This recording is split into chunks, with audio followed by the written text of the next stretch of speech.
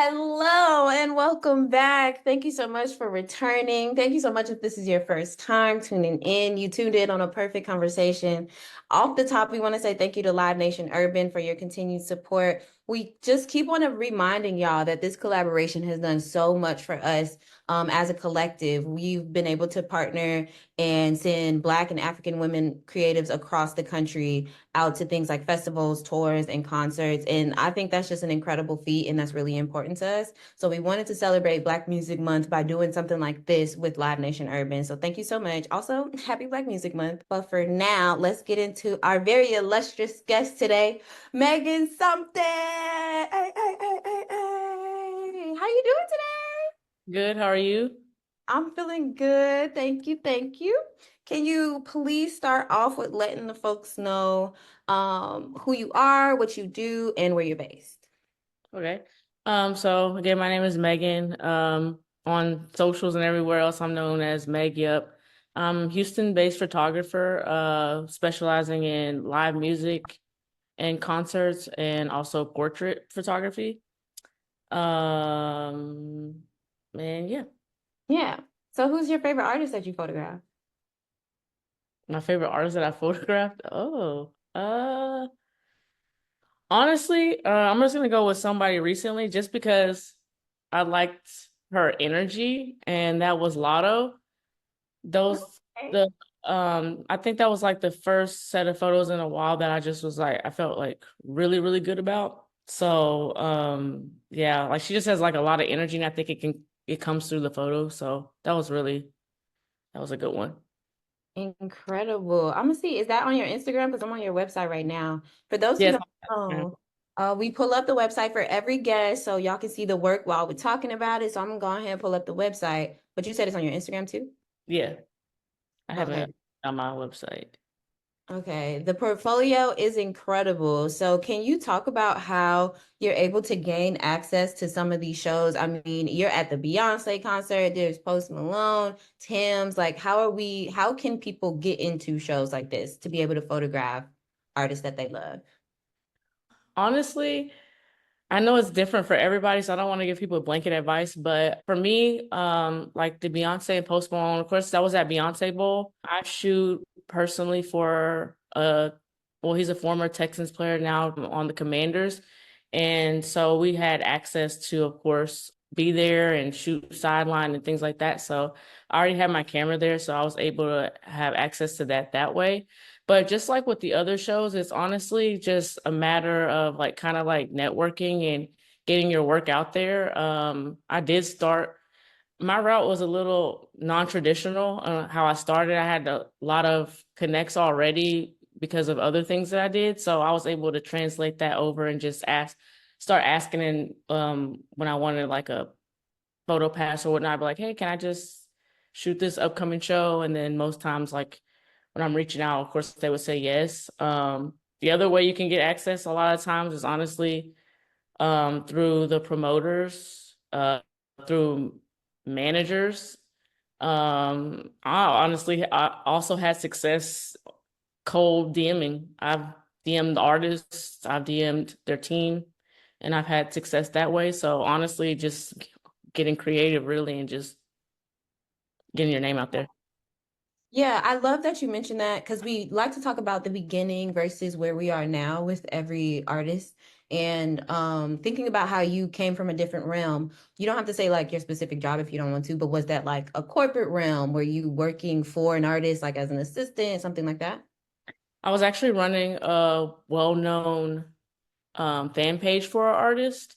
Oh, And nice. so through doing that for a long time, I was able to, of course, network at the different shows and different things. So a lot of people knew me from that. And so when I started photography later on, it was kind of like, oh yeah, sure, like we can vouch for you. We know you, been around and that kind of thing. So that's why I say it was kind of non-traditional because I mean, my first time really shooting music photography, like using like manual on my camera and all that was at an arena tour. So most people don't have that access to do that. So it's like, that's what I'm saying. Very non-traditional, but of course I used the access that I had through the page. I think that's important to note. I mean, some of us are juggling school and photography, work and photography, and some of us are trying to figure out how to transition. Like, this is definitely a passion and a love, and they don't know how to make it a full-time job yet. And I think knowing the ways in which you can reframe transferable skills, I think is incredible because it, for example, for you in this non-traditional route, it gives you access in order for you to actually do your job. Right. So can we talk about that first shoot then? What was the tour or the artist and shooting Manual first time, this big arena tour? Were you scared? Were you nervous? Were you on the tour with them? Was it one day? Let us know like how that went. So it was for Drake and the Migos, that tour, well, Arbor and the Three Migos tour. I was teaching at the time and I had just quit. So I was a teacher, I quit. And so, like I said, I had access. So, like, I wasn't on the tour, but I went to like select dates that I wanted to go to. And I had like, like the access to like shoot in the pit and things like that. So, I actually did not bring my camera with the intention of necessarily like starting concert photography. I brought it with the intention of getting content for the fan page. And I have been playing around with manual mode because I wanted to be like a foodie. Like I wanted to take like pictures with me like holding the food and stuff. So that's really why I learned manual. And I had bought a nifty 50 lens. And so I learned how to shoot on that. And so I've been playing around with it already. So then I just brought my camera, my nifty 50 to the tour. I remember, I think it was at a show in New York. I brought it and I shot this one shot and I was just like, oh wait. And because I like kind of looked back at it and I went and had downloaded Lightroom and I was like, let me see like, what I can do. And I like was editing the photo and I was like, oh, this is actually kind of good. I mean, now looking back at it, it kind of sucks, but compared to now, but yeah, it was cool to like capture a moment because I've always been an avid concert goer, so music is like the thing that I really like love and am passionate about as far as like, you know. And so it was cool to kind of be able to merge the two. So I went to like mad dates on that tour, like a lot. And I just kept practicing it and like getting better. And then it was crazy because I mean, even on that tour, like that's the tour that Meek came out and they kind of like, made up or whatnot. And I had posted, of course, I was getting content still, like video and stuff on my phone, but I had posted some pictures and they had got like picked up and people were posting them. And I had caught like Meek Mill backstage with like Robert Kraft. Like yeah, and like people were picking them up and reposting them. I was like, oh, this is kind of cool.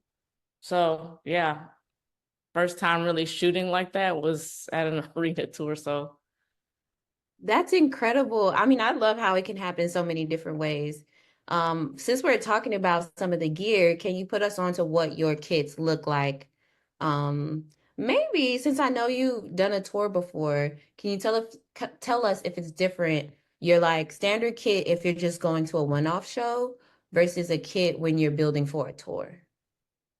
um so a little bit. It kind of depends on where the show is. So like of course like a smaller venue, um sometimes it's you can use like, a prime lens and be okay. But for like the bigger tours, like I like to use or even festivals because I do a lot of those. I like to use a 70 to 200 and then a 24 to 70 lens. I shoot Canon. I have a 5D Mark IV and a 6D Mark II. I'm actually about to upgrade because I want to do mirrorless, but that's just what I have right now. And primarily I've started mainly noticing that at festivals and stuff, I'm mainly using the 24 to 70 to just shoot crowd and people and up close portraits. But even sometimes I actually prefer the 70 to 200 even for portraits, even if I have to stand further back. But I've noticed that I use it more at the shows because it's just like arena tour, like you're so far, like you can go stand up in the 200s or, you can be wherever, and then you can get still kind of zoom in with it. Yeah. I don't normally use prime lenses at those shows. I would say those are the main ones I stick with, honestly. But of course, if you like want wider shots, I have like to get stage design and stuff, stuck with the 24 to 70. But yeah, I would say those are the main two lenses, and those are the cameras I currently use. Okay, beautiful. So you try to pack the same for both one-offs and tours. Yeah, pretty much. It's just easier that way. And then I like to have two, like I said, the two camera bodies because switching a lens back and forth can be a little hectic, Yeah. especially I know at like a one-off show, they're still can be they can still be strict. Even at festivals, they can be strict, even if you're on an in-house team. Like they can say like first three songs. And so you don't have time to be switching lenses out with three songs. Like you gotta kind of like be ready. So That's true. Let's get into touring. I've been wanting to talk about touring a lot more, so I'm so happy that you have some experience with it. How can people get on to tours? Should they be building relationships with the artist, the management, someone else? What are your tips for that? build relationships with everybody, I'd say. Mhm. I've noticed that with tours though, it's most people get picked for tours by word of mouth. It's like somebody might have like I saw somebody actually talk about this recently on Instagram comments. Like when people are trying to get on a tour, it's usually like somebody was doing it and then maybe they can't do it. So then they refer their friend. That's really good. You know what I'm saying? So it's like just building relationships and making it known. Also you can build relationships with artists. If you start off with an artist when they're not as big, sometimes that I've seen that work for people. Like they start off with the artist gets big, the artist keeps them on. Or I've seen where someone shoots an artist at a or not a smaller show, one of their one-off shows. They post the photos, tag the artist sees, artists in the team like them. Okay, we're gonna actually be heading out on tour. Can you go? I've seen that. That's kind of what happened with me. I cold DM'd and then got asked to do the show, a one-off show. They said they liked my work after I did the show, and then they said, we're gonna be doing this string of shows. We want you to for tour. Can you come to these? I was like, oh sure. Yeah, that's really, really cool. That's fun. Yeah. So, how do you maintain some creativity while you're shooting the same set every night? Um, I would say just kind of like moving around a lot. I don't know, trying different angles. Um, the crowds are different, so like, showing like crowding a lot of crowd engagement. Honestly, I think even though the shows might be the same set list and whatnot, like the energy is often different. And then, you can just focus maybe more on one thing one night and then more on something the other night. I don't know. It's kind of just like I kind of go with the flow, honestly, and just kind of try to just capture that night's energy and just go off of that. Yeah. Do you also do lifestyle work when you're on tour with someone? So like the I behind have the like, scenes? oh yeah, like they'll ask sometimes like to take like behind the scenes or like backstage photos or just, a bit of like flash photography more backstage. So I've done that. But yeah, Nice. Oh yeah, speaking of flash, do you ever bring that external out while you're shooting the show or no? I have before. I've done it at like a festival.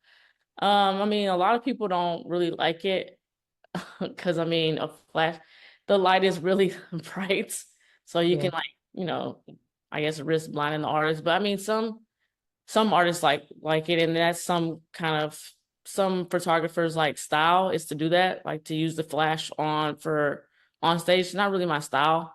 Mhm. I really like working with the natural light, like of course, like the lights, but like working with that versus like flash and then saving the flash for like backstage and crowd. What kind of flash do you use that like you super rely on, really love? I actually just changed it. I was using a Canon.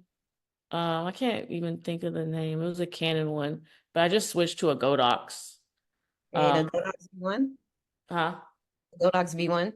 Yeah, it's has like, the chargeable battery and it's faster. Like I just tested it out for the first time this past week and I was like, I don't know why I don't know why I was trying to use a flash with batteries with what I all I do, like especially shooting an event, like it's not it's not working.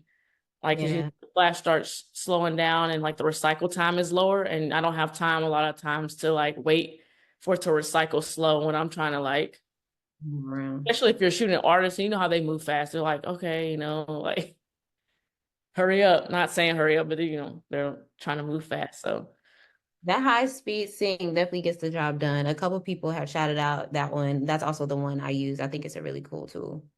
oh, for sure. Okay, let's get into the editing because I noticed in some of your work, I mean, the color grading looks beautiful, but some of it you do use a few effects, so I'm about to pull it back up. So I'm curious, so for our sparkles like this, are you using like the Prism, like physical effects, or do you do this in Photoshop or another program? Like, what's your editing style like? I use a star lens filter for those. Okay. Um, I don't really have them on there, but I started using motion blur like years ago, but I didn't do it as much. And I started using it again recently, and I do that in camera. I just do camera shake, like pan from left to right really fast. Mhm. I don't use I have a filter for it, but I rather the actual I know the results are better when I do it manually. Mhm. So yeah, I don't really do add any effects as far as like star lens or motion blur in Photoshop or anything. It's all in camera. Okay, copy. And then with other effects or like motion blur, there was another one I saw at the top where you did the effect where the swirl is around. Is that also your physical effect or are you editing that? That's a physical effect. It's a filter. Oh, Uh, okay, tight, tight, filter. tight. Yeah. Yeah, I can't find it, but you know which one I'm talking about. Y'all Yeah, saw it. The Tim's one. Yeah. Oh, here go another one. Here, I'll pull it back up. Something like this. Yeah, So that's can you one. talk about the settings so people know how to achieve something like this and can play with that creatively? Oh, for that one, you just that is literally just the filter. So you would shoot as normal, like whatever based off the lighting, and then you just have that filter attached. For Copy. motion blur, um, I have more recent examples of that on my Instagram, but I usually put about 1/8 shutter speed, f9, and then depending on the lighting, start at of course 100 ISO and just adjust it from there. And I literally just pan left to right. Nice. Perfect. Okay, cool. So can we talk a little bit more about the editing? Are you only using Adobe? Are you using Capture One? What's your workflow like? Are you dumping your files at the festival when you get home? How's that workflow? So I'm loyal to Adobe. I mean, I only use really Lightroom Classic now. I my workflow is kind of yeah, I need to clean it up, but it depends on what festival I'm at. Like a lot of them, it depends on like if you're on the in-house content team, if like what your goals are. Like sometimes you want to get stuff up faster, you can dump in real time. So or the team might say, "Hey, can we get a few photos of this artist, whatever?" So you'll go and pull a few. I wouldn't recommend editing the way I do. I literally go one by one. Like I'll import and then I'll just literally go one by one and delete. It's very time consuming as You someone who overshoots. So, delete your photos? huh? You delete them? Oh no, but I save them. Like, Oh, okay, okay, oh, excuse me, not delete, remove from Lightroom. okay. No. Sorry, save, please save your photos. I have a external hard drive and I save by event, and day, and month. So really granular, but I in Lightroom, I import all of them from whatever it is, and then I'll just like go literally one by one. I know a lot of people like they'll do the rating system and kind of go from there. I just, I don't know. I don't Yeah. need to clean up how I do it, but I mean, it works right now, but it can get a little bit overwhelming when you have 1,000 something photos to look through.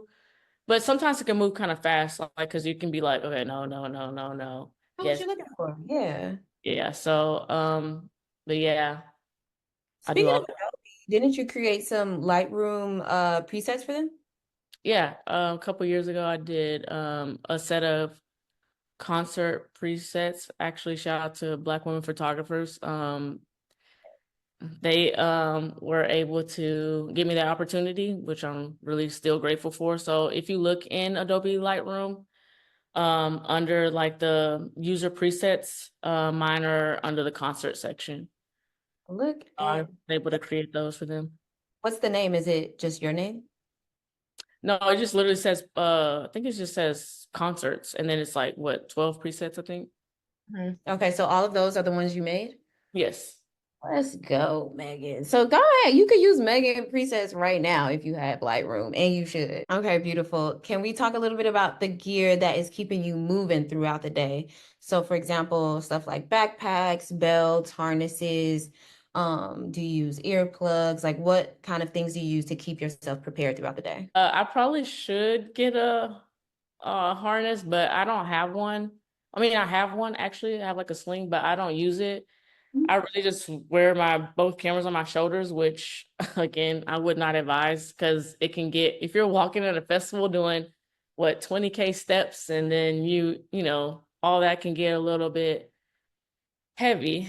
But for right now, I just have one camera on each arm, and then I'll have like a little bag or something, and I'll put like lens filters, like a lens cloth, maybe my like film camera, and just stuff like that, just in there as I'm walking from stage to stage and don't have time to go backstage. Sometimes I wear like cargo pants, like army pants or like cargo pants with pockets and put stuff in those. I was recently at a festival, it rained. I had looked ahead and I got the little bag that you put around your camera so that it doesn't get wet.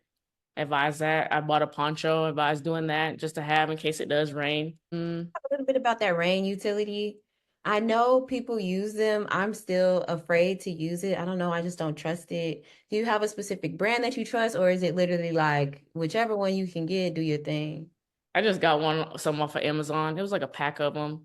And I mean, it works. It keeps the rain off. It is a little nerve-wracking though, because you don't want to ruin your equipment. So hopefully you don't have to shoot in the rain. But if you do, it does work. It could just get a little kind of crazy because you have to put it around the camera. And so it's hard to look through the viewfinder. So you might have to look on the actual screen instead and shoot that way. But yeah. Okay, cool. Thank you. Nobody has brought up rain during our summit this weekend yet, so I think that's such a good note for people. Also, in case they just never even heard of that or seen that.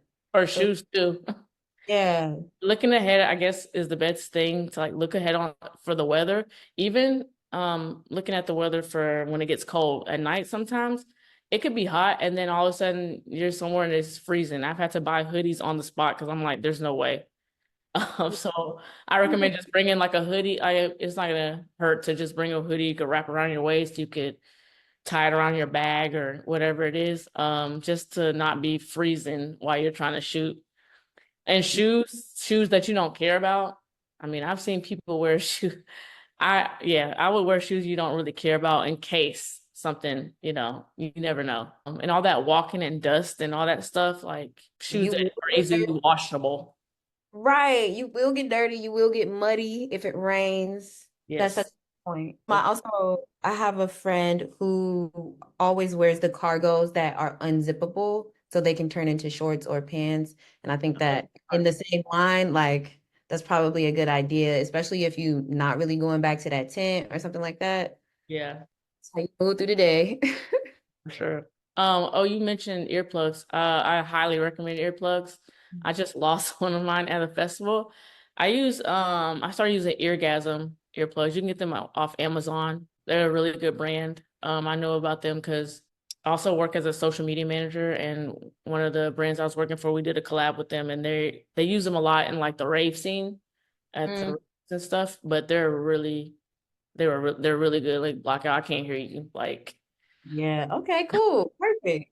Today's episode is brought to you by Art House, the first Black-owned film lab in the city of Los Angeles. All my photography homies love Art House because they specialize in C41, black and white, E6, and ECN2 processing for both 35 millimeter and medium format film, all while using a custom-built cinema scanner to get you those stunning movie quality stills. So go pick up and drop off a roll at their new location in Chinatown and check them out at arthousefilmlab.com or arthousefilmlab on IG and tell them we sent you. Yeah.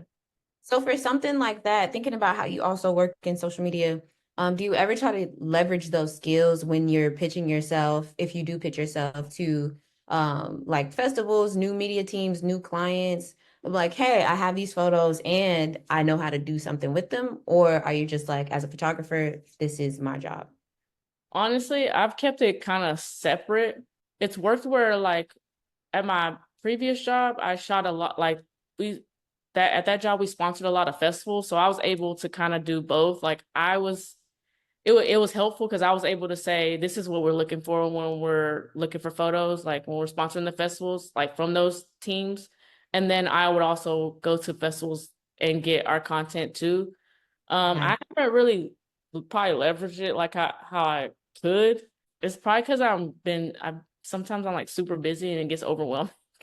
So I Yeah. pitch myself a lot. But actually that is on my actual agenda to do is like reach out to some brands and let them know I have like those skill sets. Like I can shoot, but I know how to position things or like how to create content and do all that kind of stuff and how to leverage it on social. So that is part of my plan to help market myself and get bigger and greater opportunities. Perfect.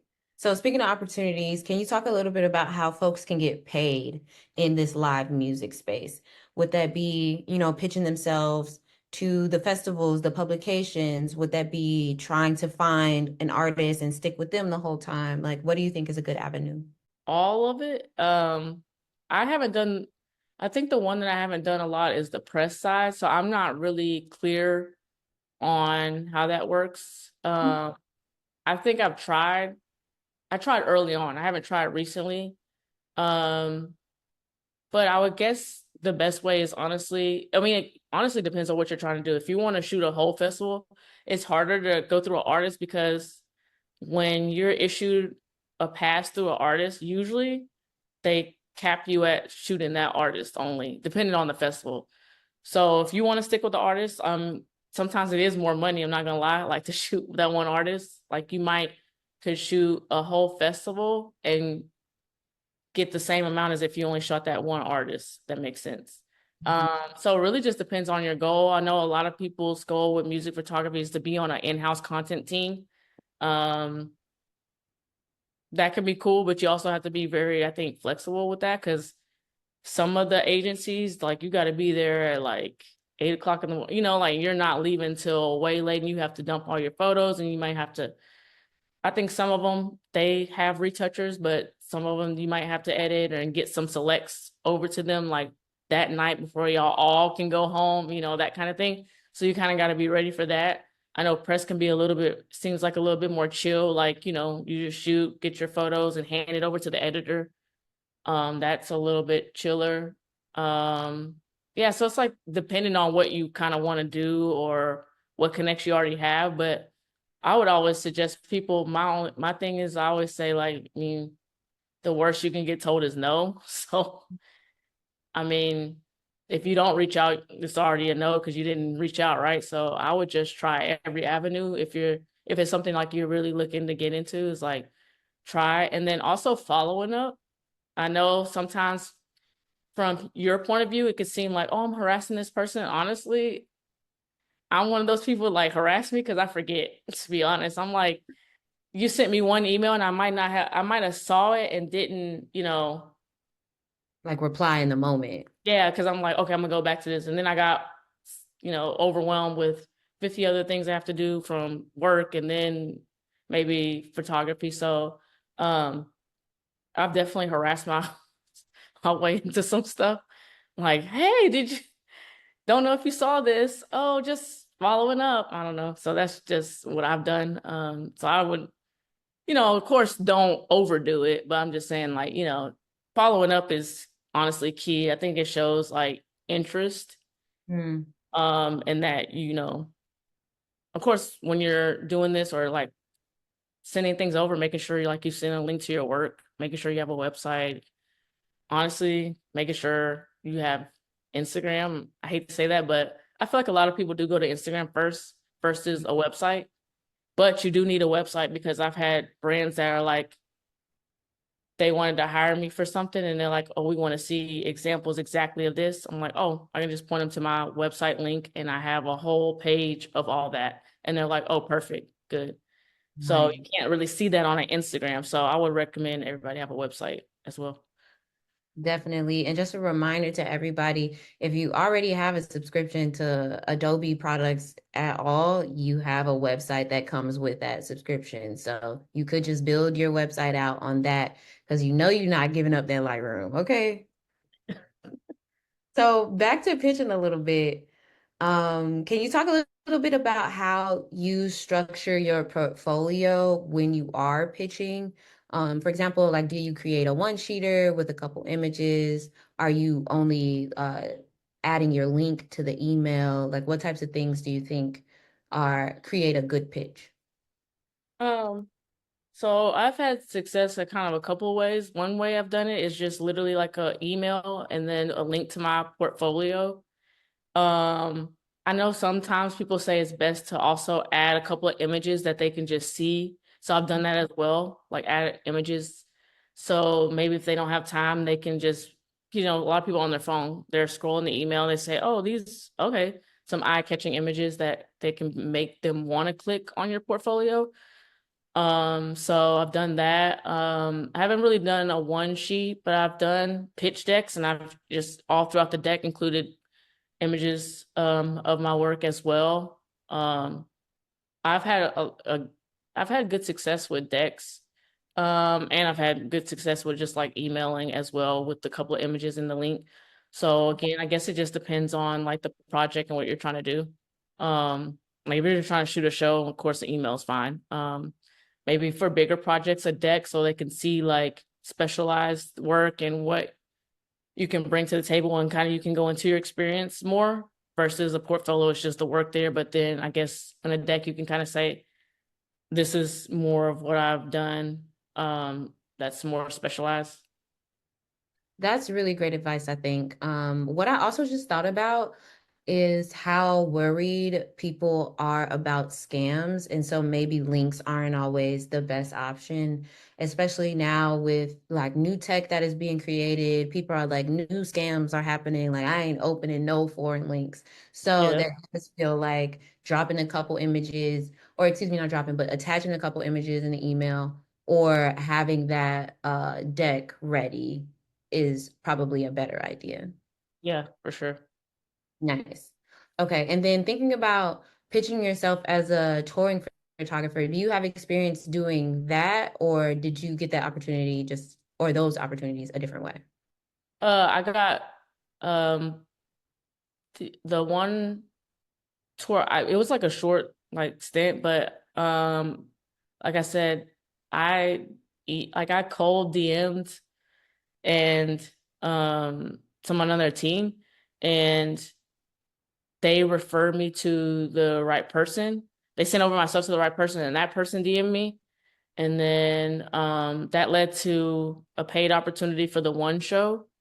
Um, and then once I turned those photos in from that show, they kind of were like, "Hey, we never done this before, but we'd like to have you like come on tour with us for this string of shows." So I kind of just did that. Um, Can we talk about what you said in that first message? Like, what are things people should be saying when they are trying to pitch themselves for an opportunity like that? I think I just said something along the lines of um hi, my name is Megan. I'm a photographer here based here in Houston. I see you have they have an upcoming show here in Houston. I would love the opportunity to shoot it. And then I linked my portfolio so they can, I was like, here's some examples of my work. And then I linked my portfolio. Of course, they can go look at my Instagram as well, but I just linked it in there just in case they wanted more like examples. And then I thought I was just gonna sit in the request folder and they opened it, Yeah. referred me. She didn't, I don't even think she replied. I think she just literally sent it over to the right person and was just like, And they came back around like, yeah, okay, we love you. Come on. yeah. Okay, good. I love that. I think it's so important for people to find language. So I really appreciate you breaking it down like that. Because some people have the idea, but like, yo, what should I say? I don't know. And I don't want to be one of those people, but also like, I mean, you can at this point chat GPT something to help with wording. I'm not saying like tell them to do the whole thing, but like if you struggle with wording, you can just ask like put your initial thought of what you want to get across and then have them like kind of restructure it for you if that's something that you struggle with. Yeah, that's really good advice. I think generally that's the way I use AI is I tend to write the thing first and then have ChatGPT act as an editor. So I think Yeah, that's super great advice too, just to make sure everything sounds professional and you're being concise and clear in what your ask is. right. That's beautiful. Okay, so let's talk a little bit about the challenges. How long have you been doing this? I think this year would be 6 years. Okay, congratulations. We love that. Happy anniversary. But I'm thinking about just your portfolio is so vast. So I was naturally going to be like, you've been doing this for a minute. Can you talk about how you try to like make yourself stand out? This is a saturated place, but clearly your work stands out. It speaks for itself. Is that something you try to do in how you're moving throughout the session? Is that something you focus on when you're editing and your editing is your unique style? What's going on in your mind about that? I say probably it's a mixture of both for me.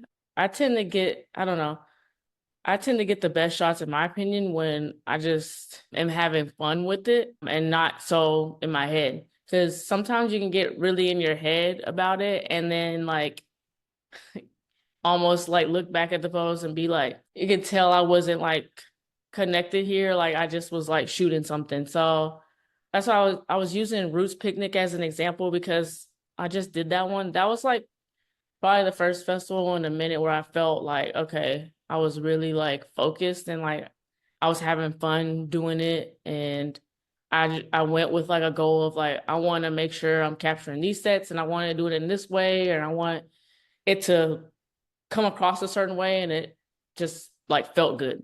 So there's been times when I've shot and I'm just like, all right, I was just clearly not there. But yeah, I think it's a mixture of both. Also, like with editing, I don't know, I guess it would be up to the viewer. I don't know if people can necessarily tell my style from my editing. That's actually a question I would actually want to ask people if like, have you ever seen I have had people send stuff to me and they thought it was me because of like the way that I do stuff and they're like, that looks like something that you did or whatever. And I'm like, okay, I can see that. Yeah, I would say it's like probably a mixture of both. Also, thinking about how potentially you're shooting artists that you don't really enjoy necessarily.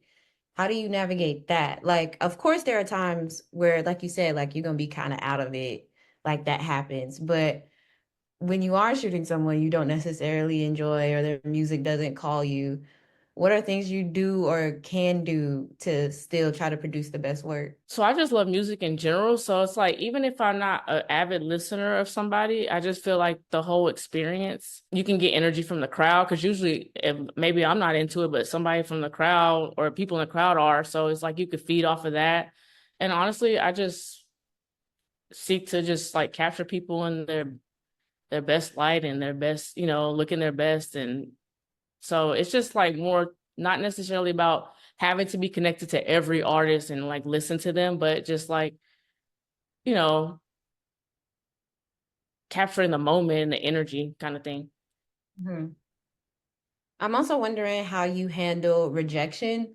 For example, you mentioned how you reached out to somebody on that team and they probably didn't even reply to you. Was that a moment where you're like, maybe you wouldn't have reached out again if somebody said something? Like, how do you manage the moments where people are literally like, no, or just non-responsive? I keep trying. I'm gonna be honest. Like, I mean, no one likes rejection. I'd be lying if I sat here and be like, "Oh, I love to get rejected." But I think you kind of have to like not take it so personal because a lot of times like rejection, it's not even like real rejection in a lot of cases. Like I've if they don't see it, like you know what I'm saying? Like sometimes they didn't really see it. And I've had things like come back around where it's like, oh, I didn't even know you had, whatever DM, and then you end up working with them anyway. But it's just like I think you have to just like keep trying. I DM'd the artist the other day, she didn't even open it. I'm just like, whatever. I Yeah. feel like taking it personally or whatnot. Like I'm probably sitting in her message request. It's Yeah. fine. Sometimes you post photos, you might tag artists, they don't might not acknowledge them. That could feel like rejection. Sometimes I mean, I'm not gonna sit here and say it's always great. I mean, not gonna lie, I did work with an artist recently and I shot their show and I sent over the photos and they kind of didn't really acknowledge them. Mm, They're like, thank you, but then they kind of didn't, they posted it, but like, I guess it was just like the way it was done. I was kind of like, oh, okay, well, cool. But I guess you kind of like, again, can't take it personally. And I didn't. I just was like, if I'm proud of something, like there's nothing anybody honestly can tell me. That's kind of where I am now. I'm not gonna lie, a lot of stuff used to get to me more. But I think now I kind of just get in the mind frame of like if whether I get one like, 1,000 likes, I'm posting it anyway because I like it. So now I don't feel as pressured because I used to feel pressure to always post and I burned out. And then now I don't post. I only post when I feel confident in the photos. And again, I can get 0 comments. I can get 10, 100. If I like it, I'm posting it. I'm going to feel good about it because I notice people are fickle anyway. Like yeah. it's like sometimes you can feel like that when you're doing a lot of work with music and artists and celebrities because what people are gonna automatically like a picture of a celebrity in most cases, especially like a A-lister, right? So it's Yeah. like you might post work of a smaller artist that they don't know about and it might be a better set of photos and you might get 5 likes and then it's just like I don't think you should feel bad about it if you're like proud of it. And then you never know, honestly, what something could turn into. I tell people all the time, like I say it all the time on Twitter, is like post your work. I know everyone says that, but the reason I say it is because I'm on both sides. I hire photographers Mhm. for jobs that I have or where I work. And so it's like I never go to somebody's portfolio or Instagram or whatever and say, let me go see how many likes they got on this. I'm just looking for quality and consistency. So if I can go to your Instagram and you got this work and this is what I'm looking for, you're hired. I don't really care about likes and stuff. So in the same breath, I have to use that advice for myself. When other people are hiring, could they be having the same attitude as me? It's like I'm not looking for, and I notice they have. And then even when I've been scared to like first for maybe put a certain type of photo first in a carousel, like because I'm like maybe it's not as scroll stopping as something else. It's been interesting that I've gotten reception or reached out to about specific photos that I wasn't even gonna put first or was kind of like hesitant about. So it's like you kind of have to like be confident in what you're posting and kind of like listen to yourself versus posting what you think other people are gonna like because people are fickle. So I wouldn't even go based off of what anybody else is saying. I would really rely on yourself. Yeah, I really appreciate that approach. I think it can be tough because just like the artists we're photographing, like how they might say this is their baby, this is their art, this is our art, and feeling rejection towards our art can sting or just make you salty. But I think your framework is a smart one where it's like, yeah, but you can't take it personally. Like you can feel a little salty, like if they Oh, for didn't sure. like it, I if they felt didn't salty. post it. You know what I'm saying? But that doesn't change the value of your work, which is what I'm hearing from you. And I think that's just good to always remember as you're moving through these shows. Oh, for sure. Yeah. So I'm also seeing, I saw for the Roots Picnic, you specifically shot for Live Nation Urban. Shout out Yeah. to the partnership. People, so many of us want those types of jobs. And I know we talked a little bit about pitching. I'm curious, how how can folks get paid for publications and companies like that specifically? Like who do they need to know? Is it Is it the photo editor? Is it the producer? Like who do they need to be reaching out to on LinkedIn or DMs? Like, can you give us a couple titles? Again, a little bit non-traditional. I don't know specifically. I know marketing is a good, like people in the marketing department is a good start because they're usually the ones posting and like marketing the different shows. Again, I got my opportunity a little bit differently. I pretty much shot for, oh, it was through Black women photographers. They were doing a thing where it's like if you wanted to shoot Ari Lennox, when she comes to your city, just kind of apply or whatever. So I applied and then I end up getting it for Houston. And then they put me on like an email thread. And then I was like, oh, here are the photos. Didn't really hear anything, but they had an upcoming festival that I noticed they Live Nation Urban was producing. And so I used those same emails and kind of was like, hey, hey, hey. Right, there you Like go. I emailed once and I didn't hear anything back. And I was just like, oh snap. I followed up, didn't hear anything back until like a little bit before.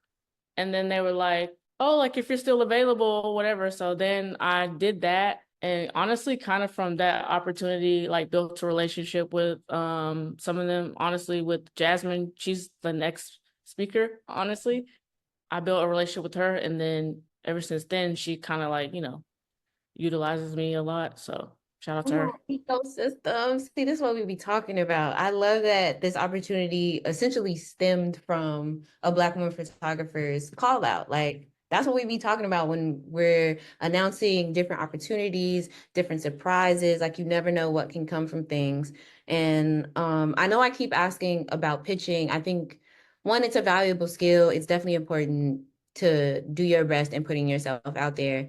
But what often happens is things fall into place like dominoes. It's like you get that one opportunity or those two opportunities, and next thing you know, you've been shooting on a tour with a consistent artist for a year, 2 years. And so I just love that you can provide both some traditional and non-traditional context. Yeah, for sure. Beautiful. Can we get into maybe your biggest learning moment from working in this music industry?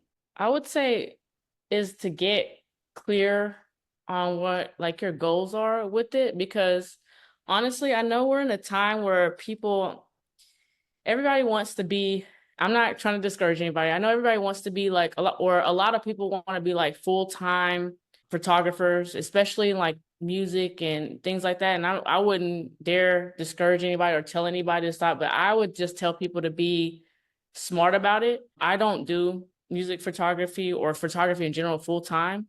And that is the decision I made just because for me, I like a consistent paycheck. I think it's funner for me when I can do my job that's separate from photography. And then photography is still fun and a hobby, but it's a hobby that I get paid from. So I do serious gigs and get opportunities as well. But there's like more of a balance. So it's not something that I'm solely relying on because I can attest that I've seen and I know of people that it can be very unstable, Mhm. especially when you're waiting on a bunch of net 30s and Yeah. things like that. And then, you're needing rent money and, they're delaying payment and now you're, in a rut.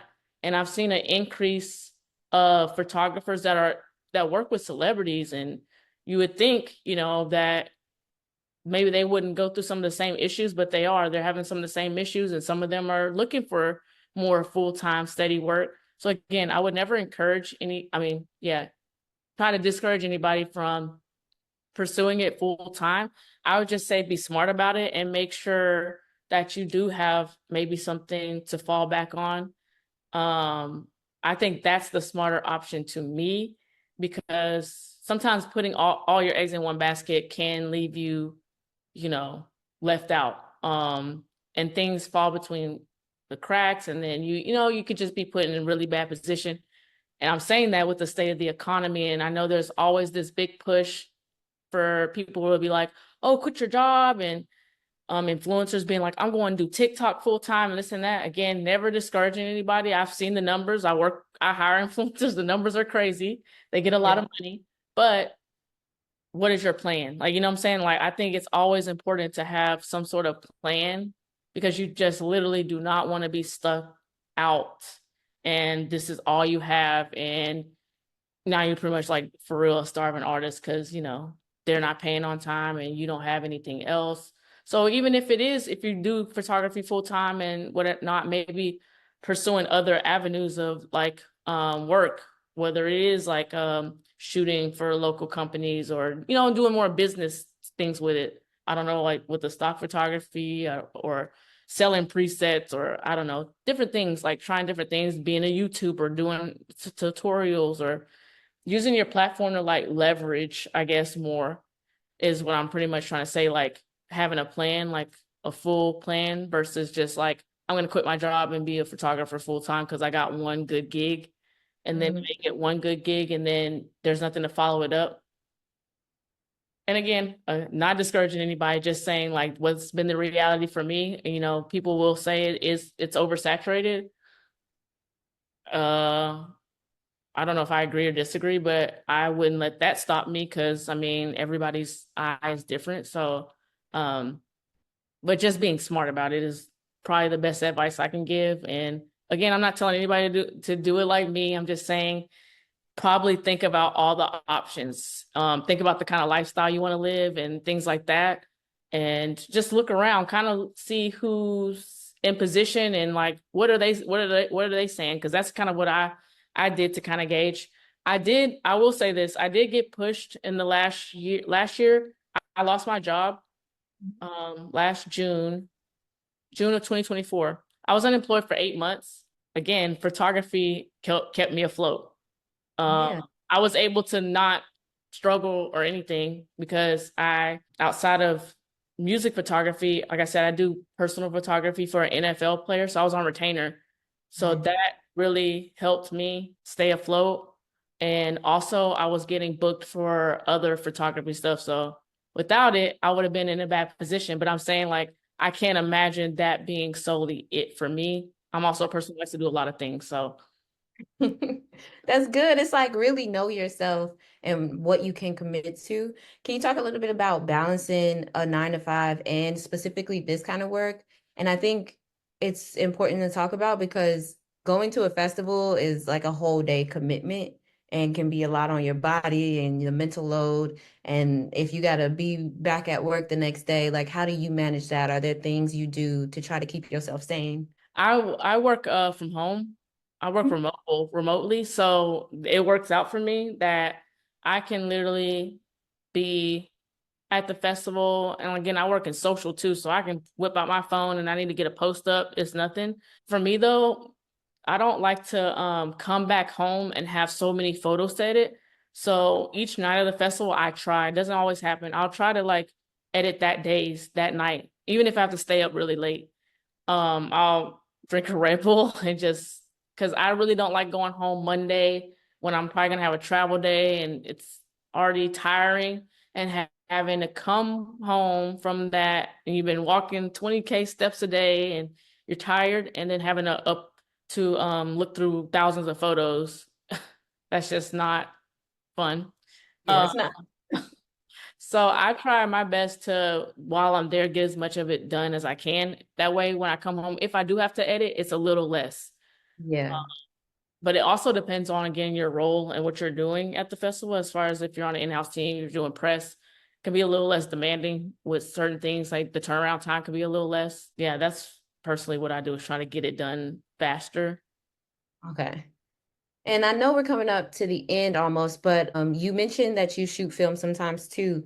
Can you talk about maybe your kit when you are shooting film, if it's just novelty, if people specifically come to you for film sometimes, and how you like to shoot on film for shows? I really don't shoot film. Like I have a Canon A1 film camera. That's I know it's best for portraits. I don't like to take it to festivals as much because if I was to use it, it would be I would like to do that for backstage like portraits and stuff, which can be a little hard logistic wise because it's like if I have to run to this set, I don't have time to wait for this artist to get off set. Like so it's like it would probably have to be something that like I'm doing very specifically. I also have a Canon short shot, I think it is, Mhm. 35 millimeter. I use that one more for like backstage moments, like especially when it's night because it has a flash. But it's more like just for, I would say more for me, if that makes sense. I like film. I just like the look and film, the look and feel of it. So I shoot film more for me. I don't necessarily, I've gotten asked like on shoots that are non-music related to do film, but I haven't had really people be like, "Oh, can you know, shoot film for us?" Because I actually don't even really post a lot of my film work, to be honest. Because, like I said, it's like so sporadic. So I'll have one film camera and it has what, 36 shots. I'm not using 36 shots at a festival because I'm focused on digital so much that it's like I don't even have time to like do that. So it could span two festivals where before I'm even getting the film developed. So it's like Yeah, an after thing. It's like, oh, if I want to come later and kind of like post those photos or something. that's true. I guess to close this out, I could do this Q&A. We have somebody in the chat that says, are you developing your own film or having it developed elsewhere? I go get it developed at a film lab. Okay, nice. Actually, I'd love to close out with like something big and happy. Can you talk about the last shoot or image that really had you on a high? You were feeling good about it. Maybe it changed your life. Maybe it just changed your mood. What's one of your images that make you really happy? Probably the Jeezy photos or that first Jeezy photo. I don't know. I just really liked it. I was of course playing with motion blur and his lighting. I really loved his lighting at that show. Yeah, I think that just looking at it makes me in a good mood. But also, honestly, probably the Lotto ones, if I'm being serious. I know I mentioned those earlier, but it's just like to me, like she has fun on stage and you can kind of see that in like the images. Mhm. So I would probably say Lotto. Oh, and then I don't know, I really like the Glorilla ones too, because her energy was another one that was just very like high. And so she was just those two were like those three were my favorite sets from that. Lotto, Mhm. Glorilla, and Jeezy. Oh, okay, cool. Beautiful. Hold on, let me show them Glow before we go. Here go Glow. I love her. She's so far. Beautiful. Megan, thank you so much for your time today. I super appreciate you. We know you're in the middle of editing, so thank you for just taking the time to be with us and drop some gems. I appreciate y'all for having me. Absolutely. And that wraps up this portion of day 3. So let's continue to celebrate Black Music Month, and we'll see you at the next combo. Oh, wait, we gotta take a selfie. Beautiful. Thank you, Megan. We'll see you at the next one. Thank you.